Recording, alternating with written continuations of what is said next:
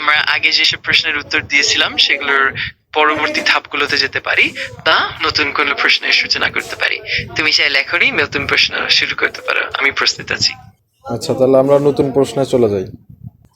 হযরত খাদিজা রাদিয়াল্লাহু আনহা এর সাথে নবীজির কত বছর বয়সে বিয়ে হয়?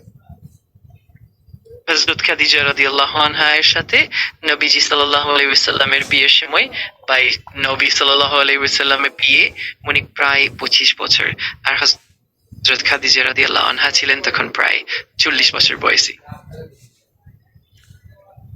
আচ্ছা, দ্বিতীয় প্রশ্ন, নবীজির প্রথম ওহী কোথায় নাজিল হয়েছিল? নবীজি সাল্লাল্লাহু আলাইহি ওয়াসাল্লামের প্রথম ওহী হিজাজের মদিনা গার হেরাতে অর্থাৎ গার হেরাতে নাজিল হয়েছিল। এটি ছিল সেই ঐতিহাসিক স্থান যেখানে প্রথমবার জিব্রাইল আলাইহিস সালাম তার উপর ওহী নিয়ে আসেন। আচ্ছা, তৃতীয় প্রশ্ন, ওহী নাজিলের প্রথম শব্দ কি ছিল?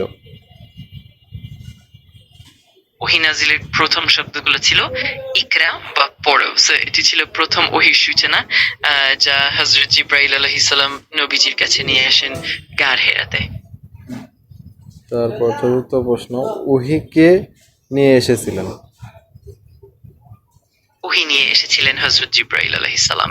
তিনি আল্লাহর পক্ষ থেকে নবীজি সাল্লাল্লাহু আলাইহি ওয়াসাল্লামের বিয়ের কাছে ওহী নিয়ে আসতেন এবং তাকে আল্লাহর বাণী পৌঁছে দিতেন। এবং সর্বশেষ প্রশ্ন, ইসলামের প্রথম ঈমান গ্রহণকারী কে ছিলেন?